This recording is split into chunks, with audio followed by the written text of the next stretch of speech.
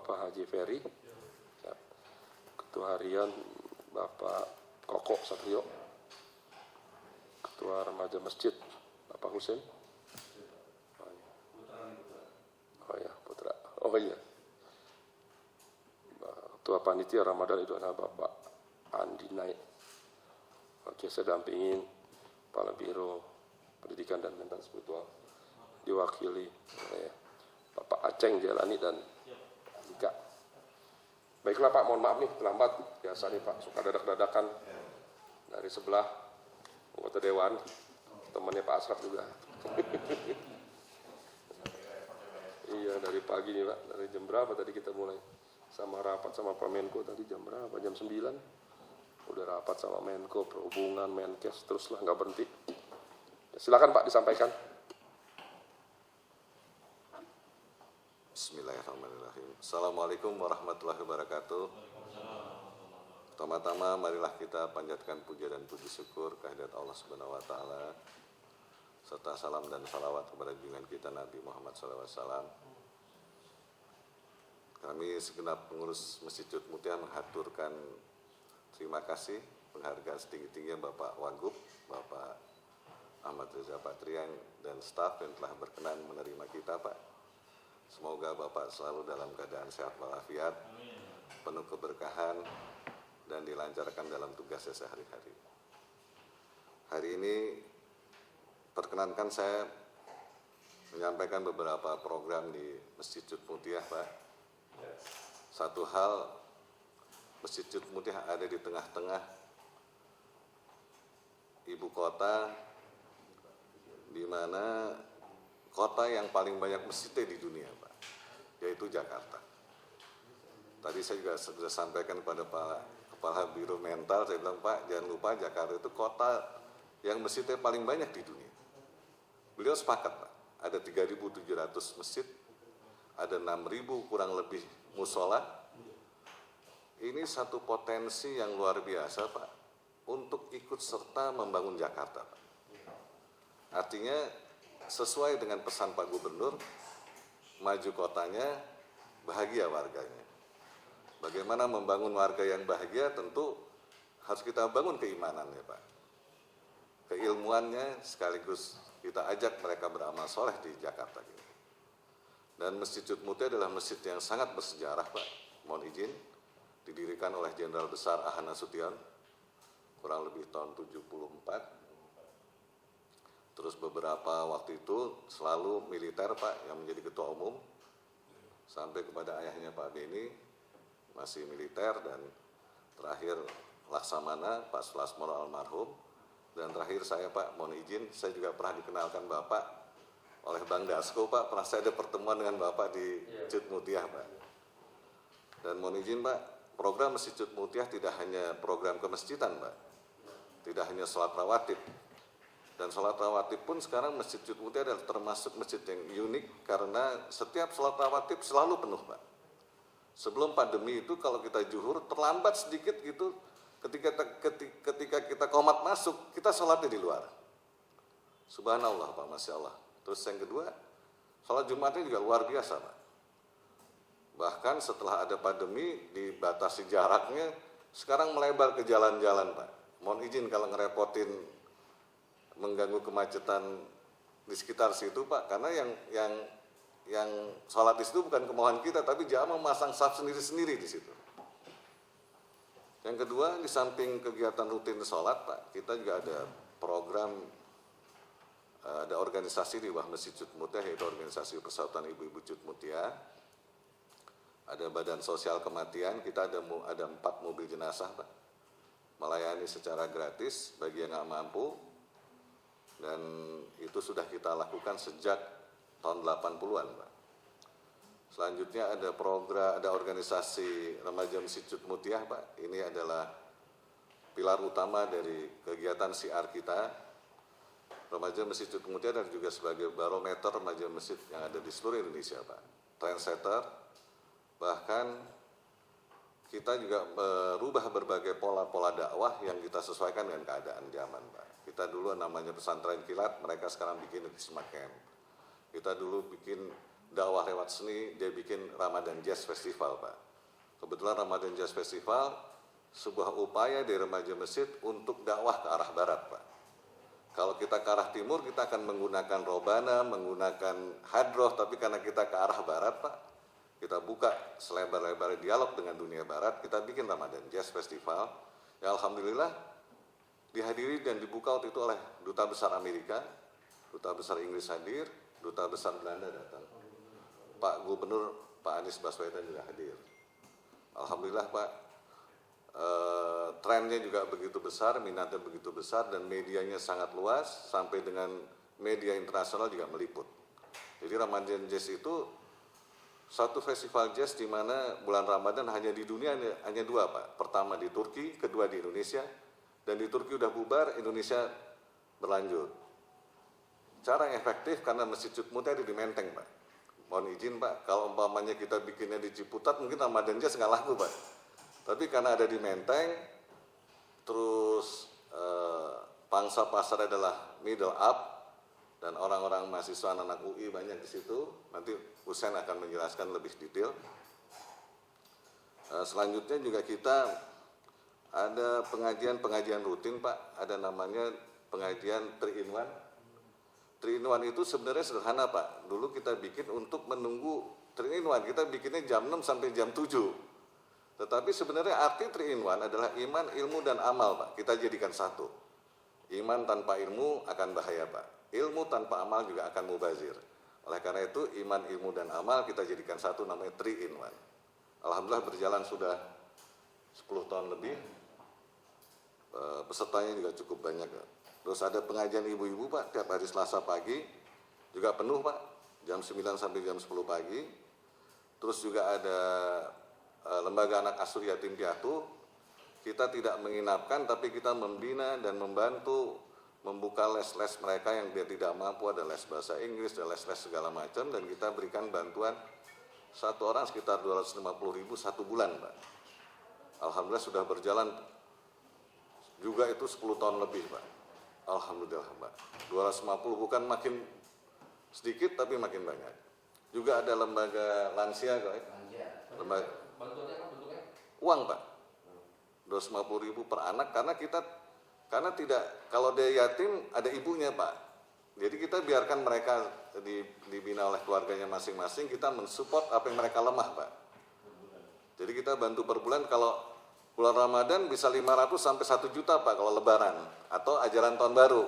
Karena dia akan beli baju kah, beli sepatu kah gitu, Pak. Alhamdulillah, Allahu Akbar, sampai hari ini Allah masih kasih rezeki. Selanjutnya adalah hal-hal yang lain. Kita juga ada klub sepeda, MCM Cycling ya. Udah lama juga kita pernah bikin merah putih bersepeda, dibuka oleh Pak Gubernur pada saat itu ya. Terus juga kita bikin MCM TV, Pak, berbasis digital dengan YouTube, Pak. Adalah kita untuk memberi perimbangan bahwa sekarang dunia udah dunia digital, Pak. Jadi kalau kita dakwah tidak mengikuti perkembangan zaman, kita akan ketinggalan, Pak. Oleh karena itu dakwah-dakwah kita upload semua di YouTube, Pak. Dan sementara itu, Pak, mohon maaf kalau ada hal yang kurang tepat, kurang berkenan, tetapi yakin, Pak, kita Cutmutia bersama pemerintah DKI akan melakukan kerjasama secara intens terus. Mudah-mudahan Bapak juga terbuka untuk mengajak kita bekerjasama untuk bagaimana membangun Jakarta dari sisi iman dan mental spiritual dari warga Jakarta, sehingga Jakarta menjadi kota yang beriman, sehingga Jakarta menjadi kota yang aman, Pak. Terima kasih dari saya. Mungkin ada tambahan dari Pak Asraf, Pak Haji Beni, Pak Koko, Husain. Remaja silakan, Husain. Terima kasih, Pak. Mohon maaf. Assalamualaikum warahmatullahi wabarakatuh. Terima kasih, Pak, sebelumnya. Perkenalkan, saya Muhammad Husain, Ketua Umum Rijma, Remaja Islam Masjid Cutmutia ya. Yang tadi sudah dijelaskan oleh Ketua Umum Yayasan. Mungkin singkatnya adalah kita setiap tahunnya selalu mengadakan Ramadan Jazz Festival dan Gemar Ramadan, Pak. Jadi untuk Gemar Ramadan tersendiri memang 1 bulan full acaranya. Ini yang berbasis sosial.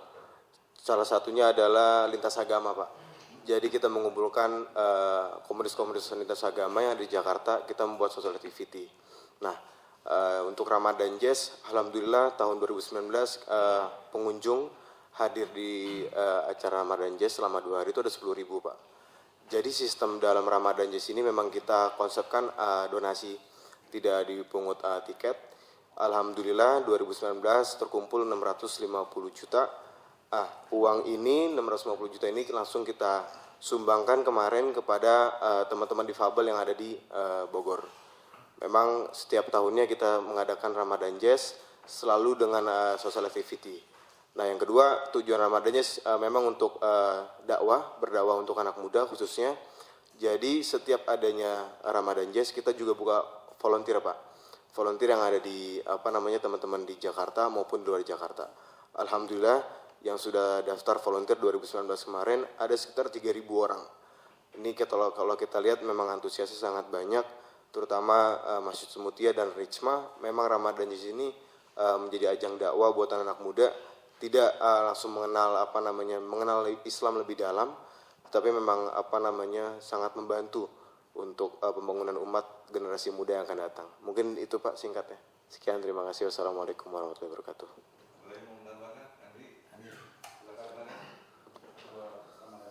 Ya, assalamualaikum warahmatullahi wabarakatuh.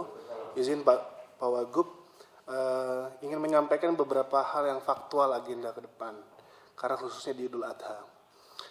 Masjid Sud Mutia tetap akan menyelenggarakan Idul Adha memang sesuai dengan ketentuan pemerintah, Menteri Agama waktu itu, bahwa pembicaraan terakhir, rilis berita terakhir bahwa Idul Adha tahun ini dibuka untuk masjid-masjid menyelenggarakan ibadah. Itu yang pertama. Maka dari itu Masjid Sud Mutia di Idul Adha kali ini akan menyelenggarakan sholat Idul Adha itu seperti biasa dengan khotib Kiai Haji Lukman Hakim Zainuddin, Rais Syariah Nadatul Ulama, dan imamnya Ustadz Haji Mahfud Mustafa. Kita selenggarakan itu pukul 7 Pak, seperti biasa. Pukul 7 sampai dengan selesai. Potongan hewan kurban kita akan selenggarakan pada keesokan harinya. Artinya kalau kita tepat Idul Adha-nya 31 Juli 2020, maka kita akan menyelenggarakan pemotongan hewan kurban itu di keesokan harinya tanggal 1 Agustus 2020 di hari Sabtu. Itu yang kedua. Yang ketiga, seluruh hasil atau daging potong dari hewan korban ini kita akan langsung, karena memang Idul Adha ini beda dengan tahun-tahun sebelumnya, jadi kita langsung transfer Pak ke daging-daging tersebut kepada golongan-golongan yang membutuhkan. Kalau dulu ada beberapa yang datang ke Masjid Sud Mutia, kita bagikan, kita buat posko, tapi untuk khusus tahun ini kita transfer langsung ke tempat-tempat memang orang-orang yang membutuhkan itu, baik itu di daerah RT-RT di sekitaran Masjid Sud Mutia yang kumuh, yang miskin, habis itu juga anak yatim dan ibu-ibu janda dan orang miskin yang lainnya. Itu secara teknis. Tapi memang perlu saya sampaikan Pak selaku ketua panitia Ramadan dan Idul Adha. Idul Adha hari ini memang kita butuh kerjasama dengan Pemprov. Karena kenapa? Karena antusiasmenya tahun ini akan berbeda dengan yang kemarin. Karena kenapa? Karena masyarakat sebelumnya ada sholat Idul Adha yang kita selenggarakan di masjid besok, sholat Idul Fitri kita nggak selenggarakan kayak kemarin. Jadi kami perkirakan antusiasmenya tinggi, sangat tinggi antusiasmenya, diukur dengan tiap Jumat, tiap beribadah sholat Jumat kita pada saat PSBB transisi ini dibuka, antusiasmenya banyak. Kita hitung tuh sampai hampir 1.500 jemaah tiap kali sholat Jumat di Sud Mutia pada saat PSBB transisi Pak. Nah kita mungkin perkirakan lebih daripada itu di Idul Adha. Pertanyaan besarnya memang kita butuh kerjasama terkait dengan bagaimana menjalankan protokol COVID-nya. Karena kami takutnya Masjid Sud Mutia memang masjid sentral, masjid yang diletaknya di Menteng, sama besarnya dengan Masjid Sunda Kelapa, Masjid Istiqlal, walaupun Istiqlal jauh lebih besar, tapi nama besarnya juga cukup sama besar. Nah, kami berharap sebetulnya Pemprov kita bisa saling support Pak dari Pemprov untuk membantu dan memantau penyelenggaraan sholat Idul Adha di Masjid Cut Mutia. Baik itu mungkin terkait dengan protokol COVID-nya, yang alat pendukungnya, yang kedua memang mungkin keamanannya Pak. Karena kebetulan juga Masjid Cut Mutia itu hari-harinya tempat nongkrongnya wartawan Pak, takutnya jadi spotlight sebetulnya. Jadi spotlight ketika mungkin terjadi kesalahan atau segala macamnya dalam pelanggaran sholat Idul Adha. Paling itu Pak gambaran dari kita, dan kami juga sebetulnya mengundang Pak Wagub untuk jika memang berkenan hadir untuk sholat Idul Adha Idul Adha di Masjid Cut Mutia besok. Paling sementara itu Pak dari saya laporannya. Terima kasih. Assalamualaikum warahmatullahi wabarakatuh. Terima kasih Pak. Assalamualaikum warahmatullahi wabarakatuh. Pak Wagub yang saya hormati, Bapak Pemprov, teman-teman sekalian. Saya ingin menambahkan sedikit saja Pak, bahwa gedung Masjid Cut Mutia ini gedung yang dibangun oleh pemerintah Belanda di tahun 1880-an. Dulu gedung itu pernah dipakai oleh Pak Nasution, gedung MPRS, bahkan DPRD Provinsi DKI Jakarta pernah berkantor di sana juga. Sehingga gedung ini boleh dibilang dikategorikan sebagai gedung cagar budaya yang dikelola aset ini oleh pemerintah pusat. Masalahnya sekarang karena keberadaannya di DKI Jakarta, mungkin pernah Pemda DKI melakukan renovasi terhadap gedung ini di tahun 1990-an waktu itu ya, 94 ya, ya marmernya apa semua. Terakhir juga sebelum itu bantuan dari Tommy Soeharto yang pembuatan tangga dan kubah dan sebagainya. Sampai hari ini belum juga kita coba lakukan renovasi secara besar-besaran karena memang nyangkut persoalan pembiayaan. Kita juga memang kesalahan kita barangkali kekurangan kita nggak pernah mengusulkan juga kepada pemerintah DKI Jakarta. Harapan kita bahwa gedung yang menjadi ikon kota Jakarta, cagar budaya, bisa juga menjadi perhatian pemerintah DKI Jakarta dalam hal ini untuk lebih cantik, lebih karena dia berada di tengah kota, di daerah Menteng gitu, sehingga menjadi akan lebih baik lagi kira-kira begitu. Dengan tentunya bukan saat-saat ini ya, kita lihat pada situasi nanti keadaan memungkinkan secara ekonomi pemerintahan DKI Jakarta. Yang kedua, memang situasi COVID ini membawa dampak yang sangat luar biasa. Operasionalisasi masjid kita ini besar dengan beberapa pokok 27 karyawan dan juga kegiatan yang begitu luar biasa, sehingga kegiatan kita ini satu bulan tidak kurang dari 128.975.000 pembiayaan, dan sumber itu kita dapatkan dari jamaah dan juga bantuan sumbangan. Nah sekarang dengan situasi begini kita ya berusaha semaksimal mungkin itu menjadi perhatian dari kita harapkan dari pemerintah DKI Jakarta.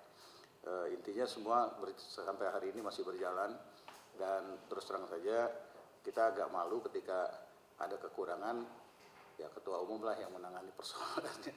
Jadi kekurangan yang jumlahnya besar sekali itu diintervensi oleh perusahaan beliau. Mudah-mudahan masih kita bisa berjalan. Di lain pihak kita masih terus juga membangun perekonomian umat yang ada di sekitar masjid, menguatkan ekonomi sendi-sendi ekonomi umat di tengah situasi seperti ini. Kita ada pembinaan pada usaha-usaha kecil menengah di sini. Mungkin itu Pak Wagub yang dapat kami tambahkan. Terima kasih. Assalamualaikum warahmatullahi wabarakatuh. Kami pikir cukup Pak Wagub. Mohon kalau berkenan beliau arahan pada kita. Terima kasih Pak Wagub. Terima kasih. Yang pertama, ya tentu saya terima kasih, bersyukur kita bisa ketemu silaturahmi. Saya sempat mampir waktu itu pagi-pagi dadakan sambil ngecek persiapan PSBB, alhamdulillah di Cut Mutia berlangsung dengan baik. Yang kedua, memang sudah menjadi tanggung jawab kita semua ya, untuk memastikan bahwa rumah ibadah yang ada, apalagi masjid bagi yang muslim ya harus bertanggung jawab. Memang resiko jadi ketua umum yayasan begitu Pak. Saya juga kebetulan ketua umum yayasan. Di Cengkareng ngurusin masjid, ngurusin PAUD, ngurusin TK. Saya bikin udah 6 tahun ini bikin sekolah SD, sekarang mau bikin SMP. Alhamdulillah di Cengkareng bagus, rame. Ya tadi kalau urusan biaya ya begitu. Kalau kurang-kurang ya udah. Terpaksa lah ya. Tapi insya Allah Pak berkah. Berkah amalnya, berkah amal nggak berkurang rezekinya. Bahkan bertambah. Oke. Yang ketiga tadi saya mengapresiasi berbagai kegiatan yang dilaksanakan. Sebagaimana masjid-masjid umumnya dilaksanakan dan ada kekhususan ya. Ada kekhususan yang berbeda tadi, tidak hanya kegiatan yang berbau ketimuran tapi juga berbau kebaratan gitu ya. Ramadan Jazz ini bisa menjadi jadi sentral, jadi titik penemu, jadi pusat kerukunan beragama. Kita membangun bangsa ya membangun umat, tapi juga tidak kalah penting memastikan kerukunan beragama. Ya. Ideologi kita Pancasila sebagai bangsa, sebagai umat ya tugas kita memastikan seluruh umat muslim bisa beribadah dengan baik dan menjadikan masjid sebagai tempat ibadah dan tempat kegiatan lainnya. Saya kira tadi kita tidak bahas lagi kalau tempat ibadah saya kira sudah biasa dan harus terus kita tingkatkan. Nah yang menarik tadi yang soal masjid dijadikan tempat supaya kegiatan-kegiatan yang bisa mempersatukan berbagai agama. Itu satu yang luar biasa yang saya kira terus dilestarikan, dilaksanakan. Jadi orang ke masjid itu kan yang nggak boleh masuk ke dalam kan. Selama di halaman kan boleh. Mohon izin Pak, kalau saya boleh, Pak Gubernur pernah berjanji dengan kita Pak untuk menjadi salah satu budaya gitu Pak. Iya. Jadi nanti akan bermitra dengan dinas pariwisata. Wisata ya, gitu. kebudayaan ya. Iya, untuk Ramadan Jazz ya Pak. Oke, boleh Pak. Untuk Ramadan Jazznya. Iya. Karena memang peminatnya begitu besar. Boleh Pak, tadi Ramadan Jazz menarik, nanti kita tindak lanjuti Pak ya. Iya. Ya, Pak, nanti ditindaklanjuti lanjuti Ramadan selama ini bagaimana, dievaluasi ke depan bulan apa biasanya bikinnya? Ramadan Pak. Oh sih selama Ramadan ya. Pokoknya sebelum itikaf Pak. Jadi hari kita pastikan 2 minggu Pak. 2 minggu setelah Ramadan. Jadi, Oke. Jadi 2 malam. 2 minggu, 2 malam Jumat sama malam Minggu sama malam Sabtu Malam Minggu, iya. Iya.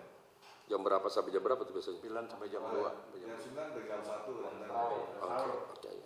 Sampai sahur, oke. Nanti didiskusikan Pak, dia evaluasi. Pak, pengisi musiknya juga papan atas semua Pak. Iya. Dari semua papan atas Pak. Tahun kemarin kita dari Amerika Pak. Jimmy Page. Ah iya, Iya. ya boleh. Itu satu dialog yang luar biasa Pak, antara Barat dengan Timur, antara Islam dengan non-Muslim itu luar biasa. Nggak apa bagus itu ya, nanti terus dilaksanakan, ditingkatkan lagi. Ya. Semuanya dipersiapkan jauh-jauh, ini mumpung ada waktu, Ya. supaya lebih keren lah gitu ya. Kalau kurang 2 malam, 3 malam kan gitu.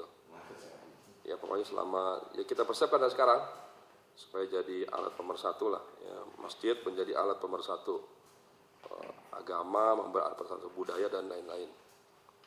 Kemudian tadi kegiatan yang lain kita apresiasi, pengajian rutin, pengajian ibu-ibu, amal, adokoh dan lain sebagainya. Nah kemudian tadi sekolah remaja masjid, ya, saya kira penting nih remaja masjid Pak ke depan, generasi muda kita supaya kita pastikan kembali berada di masjid, apalagi di perkotaan. Ya. Saya merasakan lah, saya juga pernah jadi ketua umum remaja masjid. Ya. Betul Pak, saya bangga Pak. Iya. Ini ada seorang ketua remaja masjid sebagai waktu. Ya amin. Mudah-mudahan terus Pak meningkat. Amin. Jadi memang tugas kita nih memastikan bahwa remaja ini kembali ke masjid ya. Iya.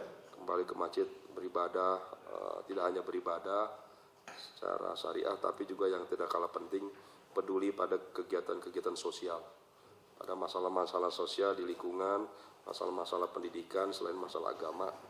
Penting nih teman-teman adik-adik Risma dipastikan bagaimana dibuat satu blueprint, satu formula, disinergikan remaja masjid di seluruh Jakarta setidaknya bisa bersatu gitu, punya satu konsep yang bersinergi semua satu sama lain, memastikan remaja itu supaya senang ke masjid lah gitu.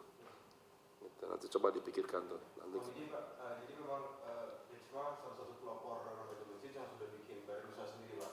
Khususnya kita bikin tempat kopi, ada di belakang Masjid Mutia di Pojok sebelah kiri. Memang ini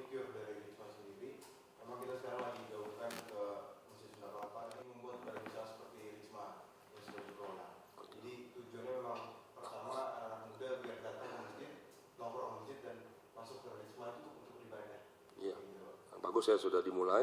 Jadi pertama memastikan supaya remaja Islam ini, remaja masjid di seluruh Jakarta itu bisa aktif di remaja masjid selain di berbagai organisasi lainnya ya. Jadi penting ya aktif di remaja masjid. Kemudian yang berikut tadi sudah dimulai tadi bagus. Ini soal ekonomi umat, nah juga penting. Tadi Risma sudah memulai bagus. Ekonomi umat ini penting Bapak Ibu. Jadi kita ini sebagai sebuah bangsa kadang-kadang umat tuh yang diurusin cuma ibadah. Gitu. Yang nggak kalah penting itu soal pendidikan. Udah ada Ormas Muhammadiyah fokus pendidikan, kesehatan, NU, pesantren. Nah yang fokus pada ekonomi umat ini kurang. Nah kita berharap masjid bisa jadi tempat diskusi, seminar, dialog ya. Tadi seperti selain Ramadan Jazz bikin aja seminar, dialog, diskusi soal membangun ekonomi umat. Banyak tuh tokoh-tokohnya, ahli-ahlinya, ekonomi syariah dan lain sebagainya. Sudah bagus tadi bikin kios, bikin gerai, apalagi dan lain-lain, membangun ekonomi umat, membangun UMKM. Apalagi sekarang itu ya zamannya zaman apa namanya? Zaman online gitu loh. Tadi saya jam siang tadi ada teman mampir, perempuan ibu-ibu kalau mampir kan suka aja bawa kue. Dia bawa kue gitu. Kayak nastar nanas gitu, udah taruh di meja gitu. Ada ikut makan enak, ada telepon situ langsung pesen. Nah, sekarang zamannya udah begitu ya. Penting.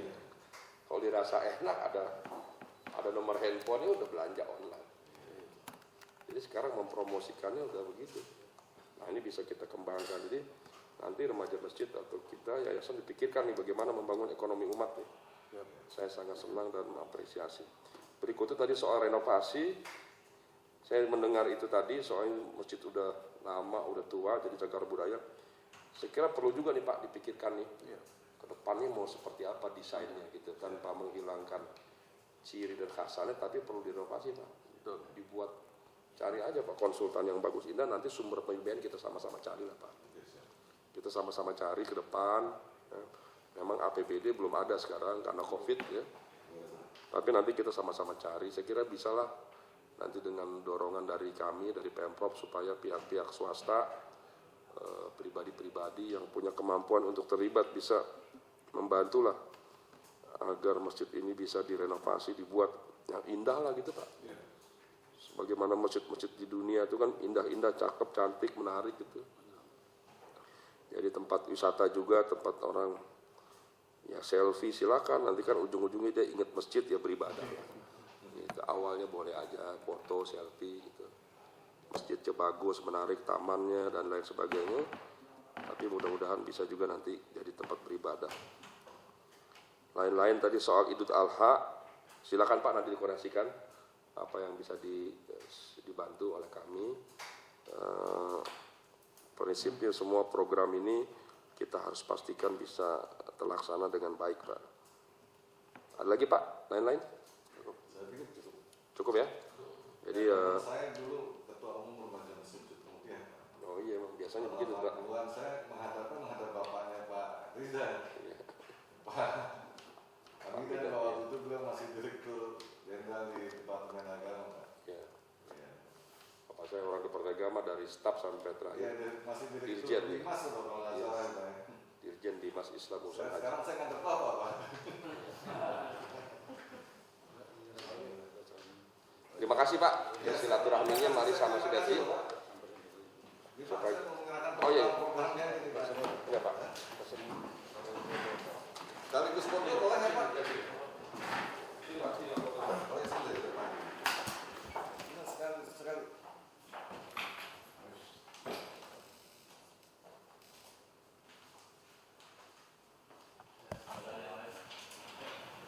Nanti saya kasih lihat saya waktu ngadep bapaknya Pak Riza. Fotonya masih ada.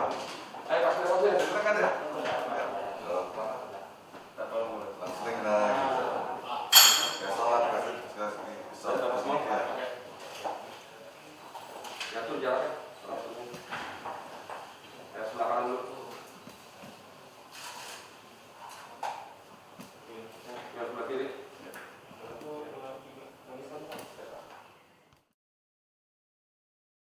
Pemprov DKI Jakarta berkolaborasi bersama Harvard CLM Team dan Clockclick.id dalam menghadirkan kalkulator COVID-19. Kalkulator COVID-19 adalah cek gejala mandiri yang menggunakan Machine Learning COVID-19 Likelihood Meter atau CLM pertama di Indonesia. Kalkulator COVID-19 ini dihadirkan melalui fitur JAK CLM pada aplikasi Jaki. Jika kamu merasa memiliki gejala COVID-19, kamu bisa langsung gunakan fitur JAK CLM. Yuk, simak tata caranya. Pertama, unduh aplikasi Jaki melalui Play Store atau App Store. Kedua, pilih fitur JAK CLM. Kemudian, perhatikan ketentuan yang tercantum pada JAK CLM. Salin kalimat pernyataan pada box yang disediakan. Masukkan nama lengkap beserta NIK sesuai dengan kartu tanda penduduk. Ingat ya, satu NIK hanya bisa digunakan untuk 1 kali tes dalam seminggu. Masukkan alamat sesuai dengan domisili kamu di Jakarta dan lengkapi data identitas lainnya.